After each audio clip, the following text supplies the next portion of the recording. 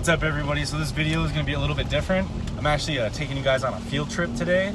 Right now I'm on my way to Field Suspension. Like I said last video, I started to work there and kind of like an internship thing, but I'm actually dropping Odi's fenders off for him, so we might be able to put those on his car depending on what he lets me film, just because it's his like pro car, and I don't know if he wants to be secretive about it or anything. But yeah, so we're going there right now, and we'll see what he wants us to do.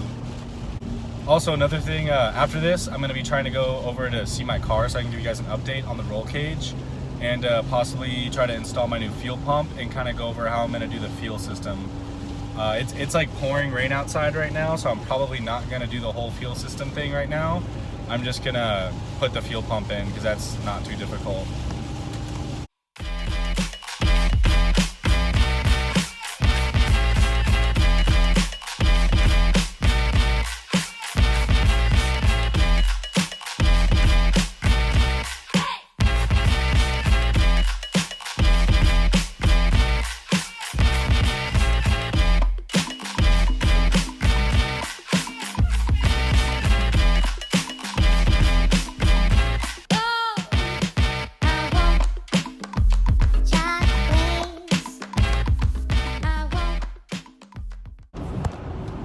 Alright, so we're back in the car now.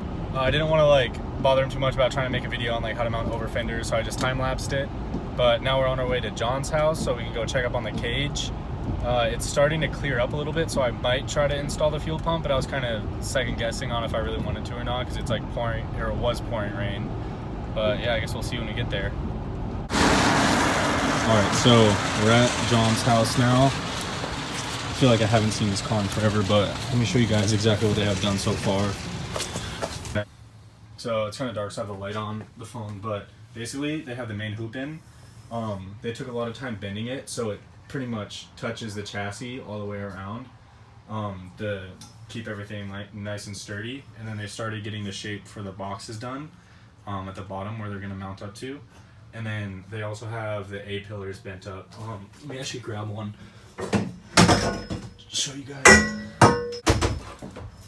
So basically these are going to fit in like this and then go back to the cage, and then they'll also support the door bars and everything that we're going to do. But yeah, right now the dash is out of everything. I'm going to get rid of all of this. It's like at least an extra 15 pounds. And yeah, everything's been going well. So with the fuel system, I'm not going to mess with it right now because it's getting late. Probably doing another video, but essentially what happens is...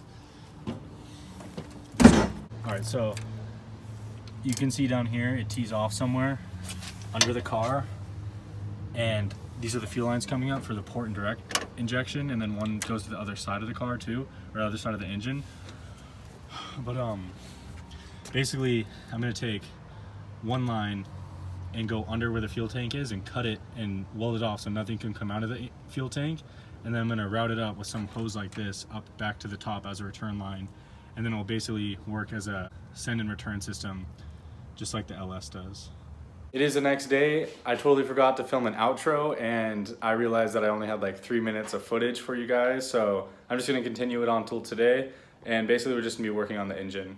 So I did a bunch of research on the preload and stuff for springs, and for this specific engine, since it has hydraulic lifters, there's basically oil that runs through and keeps constant pressure on the spring. So I need to set it to 0 preload. So basically I'm gonna loosen it up, making sure that this valve is all the way closed, which is when this one's starting to move down. And I'm gonna lift it up and basically run it down until it just touches and then lock it in place. Alright, so I have the locking nut off, and now I'm going to loosen this. So I'm still having some issues with the rocker arms. I think I need to figure out how I can put like spacers underneath these to raise them up, because even when they're in the all the way up position, it's still hanging the valve open even after I loosen them all the way up by adjusting them. So we're gonna be putting on the front cover and the water pump. When I was installing the cam, like I said, I needed to get a Gen 4 front cover. So you can see this is the cam positioning sensor, and it has where it picks up the position on the inside of the cover, and it basically reads off of these bumps right here. So I'm just gonna time lapse this because you guys saw me take it off already and it's pretty straightforward putting on. The only thing I would say is to just make sure you clean the surface before you put on the new metal gasket.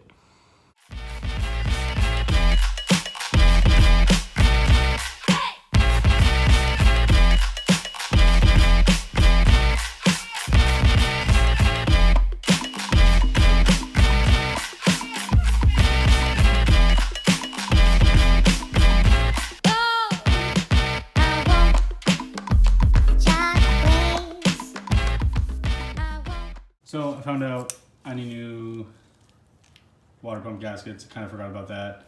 These are trash. So front cover is on, and still gotta figure out what to do with the rocker arms. But yeah, so I guess that's gonna be it for today. So yeah, hopefully you guys enjoyed how this video went. It's a little bit different. Got to take you guys around to go see the car, see what, or some of the stuff I do with Odi, I guess.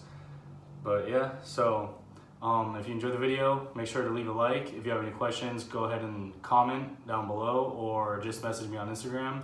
Either way, I'll respond.